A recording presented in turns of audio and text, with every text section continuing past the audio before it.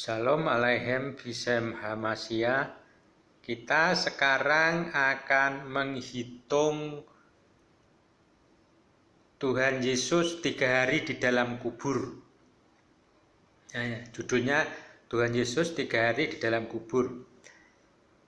Kalau kita cermati, mungkin kita akan mengalami kebingungan ya. Mengapa kok 3 hari di dalam kubur kan? Coba kita lihat.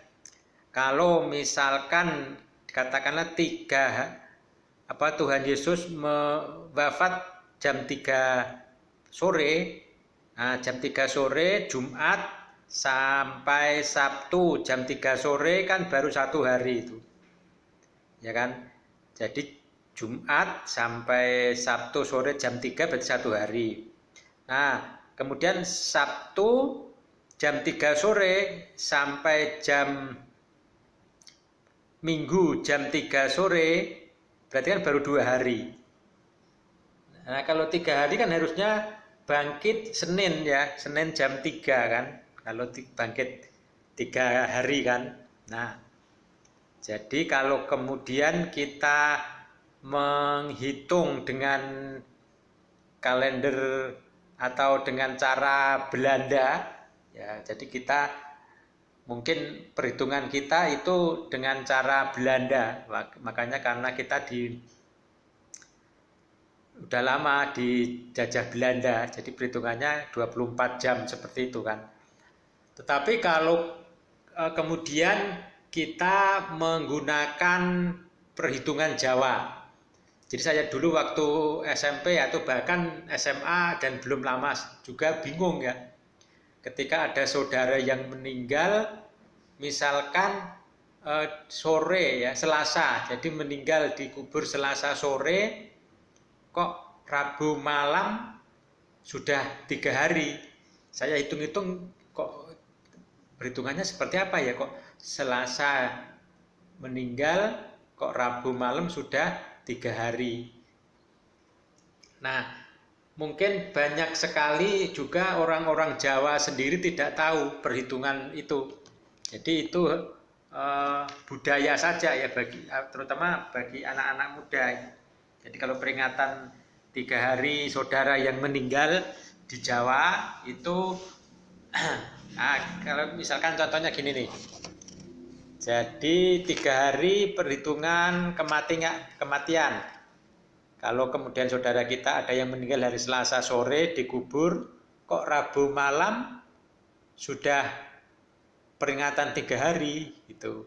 Nah, jadi tetapi saya berusaha nanya ke orang tua, kepada ya saudara-saudara di Jawa juga itu sudah tradisi seperti itu gitu. Jadi beliau sendiri banyak yang tidak tahu perhitungan 3 hari seperti itu, banyak yang tidak tahu.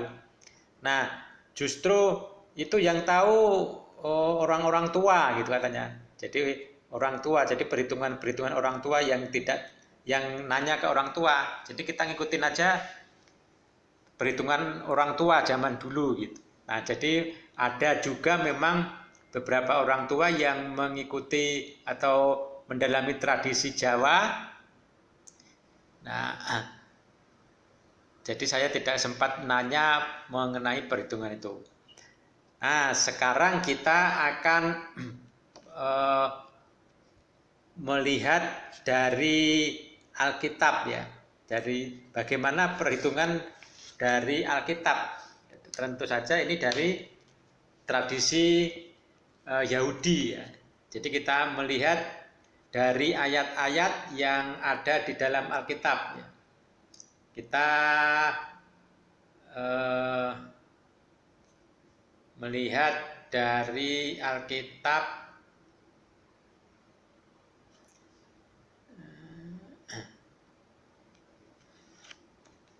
ya. Coba saya ambilkan dari, sebenarnya banyak sekali ayat-ayat, tetapi setiap Injil saya ambilkan satu dari Matius dulu ini. Dari Matius 27 ayat 63. Dan mereka berkata, "Tuan, kami ingat bahwa si penyesat itu sewaktu hidupnya berkata, Sesudah 3 hari aku akan bangkit. Dari Matius 27 ayat 63. Jadi 3 hari.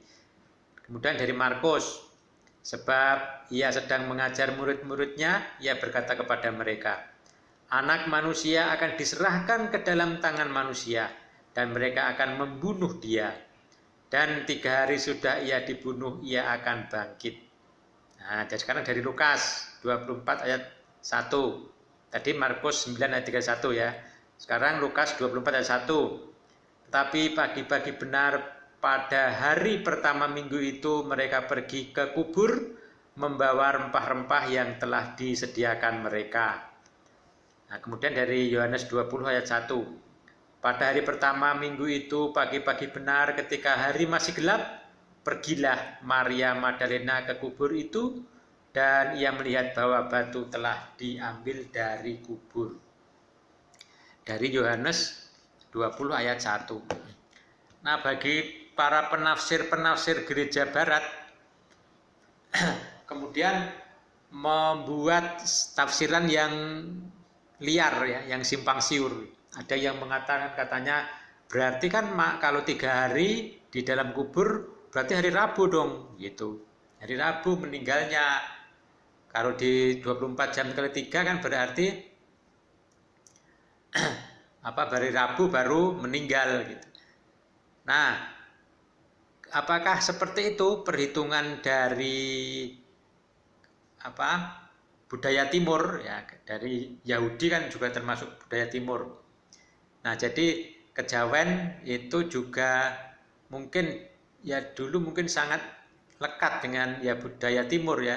Jadi perhitungannya sama dengan di Alkitab sebenarnya. Kita lihat bahwa Tuhan Yesus bagaimana cara perhitungan 1 hari itu ya. Jadi perhitungan 1 hari itu kalau di dalam budaya timur ya juga termasuk budaya Yahudi gini cara perhitungannya.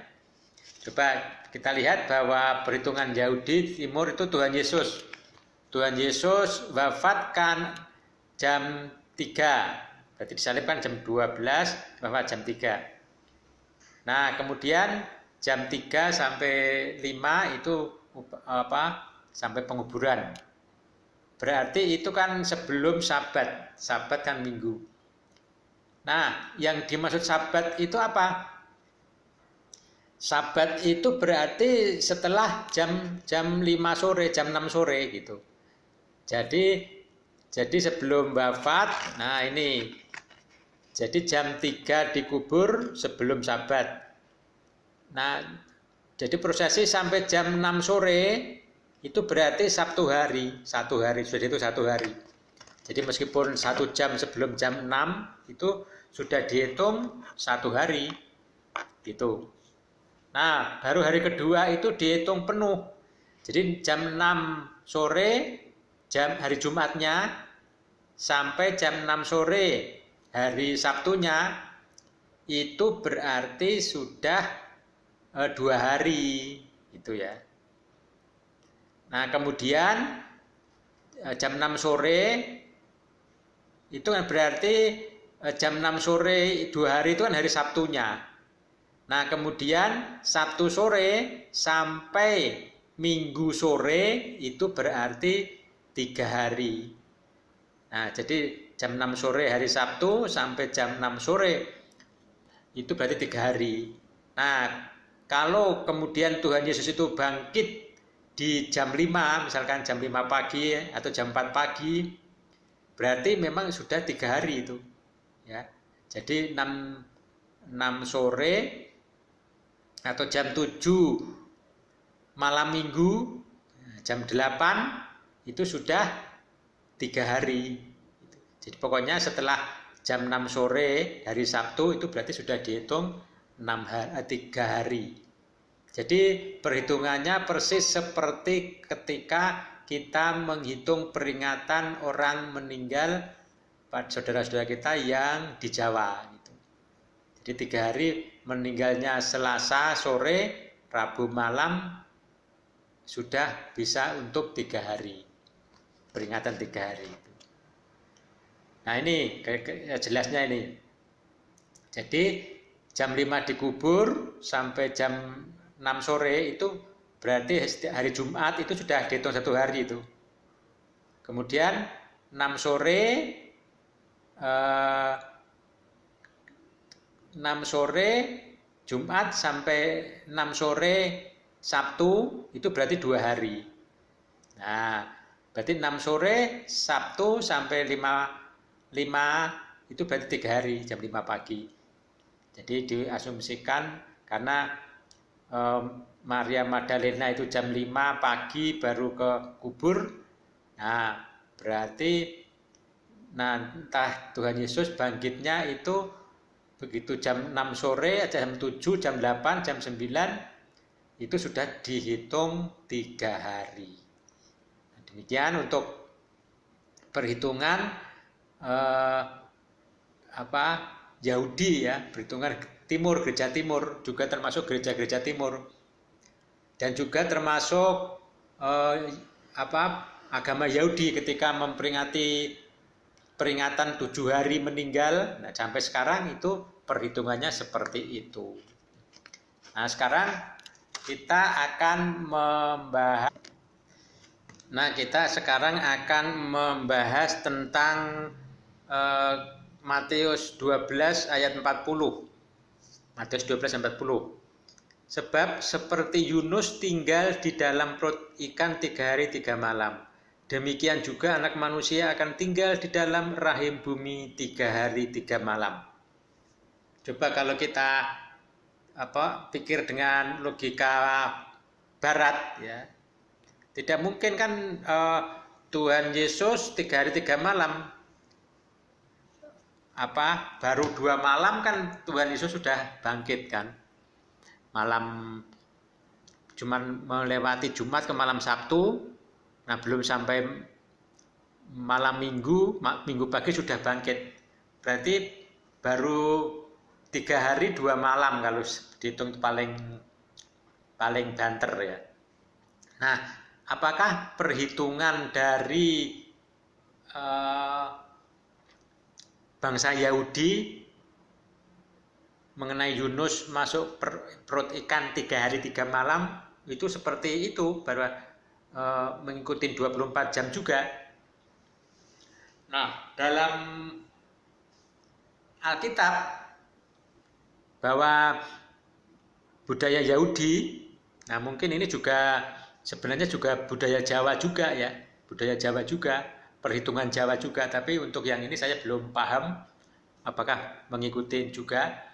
Jadi perhitungan 3 hari 3 malam itu adalah pergantian hari. Jadi dari terang ke gelap itu berarti sudah 1 hari. Ya, jadi namanya gelap dan malam 3 hari 3 malam itu artinya mengalami gelap dan terang, itu yang dinamakan 1 hari 1 malam. Coba kita lihat dari perhitungan dari Jumat Yesus wafat sampai Minggu pagi, mengapa bisa 3 hari 3 malam. Jadi perhitungan seperti ini dalam gambar ini. Nah, saya lihat ini 3 hari 3 malam pergantian hari. Jadi yang dimaksudkan 1 hari 1 malam itu adalah jam 5 Jumat jam 5 sampai jam 6 sore kan pergantian malam, itu pergantian hari. Berarti jam 5 sampai jam 6 sore matahari terbenam itu sudah dihitung 1 hari 1 malam, 1 hari 1 malam. Nah, jadi kan Jumat 5 sampai 6 sore. Kemudian matahari terbit jam 5 sampai jam 6 pagi. Jam 5 sampai jam 6 pagi matahari terbit, itu adalah hari kedua. Itu berarti hari Sabtunya kan? Nah, Sabtunya. Kemudian Sabtu sore kan pergantian hari juga itu. Sabtu sore misalkan jam 5 sampai jam 6. Jam 6 kan pergantian hari, matahari tenggelam.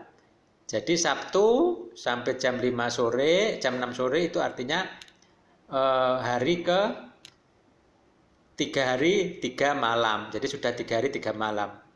Kemudian minggu paginya sebelum matahari terbit atau sebelum 4 hari 4 malam, Tuhan Yesus bangkit.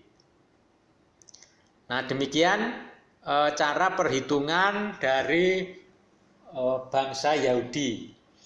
Nah, tapi mungkin untuk budaya Barat, ya Katolik dan Protestan tidak tahu. Ini makanya dulu ada bahkan tokoh Protestan atau tokoh Katolik itu mengatakan bahwa Alkitab itu tidak masuk akal gitu.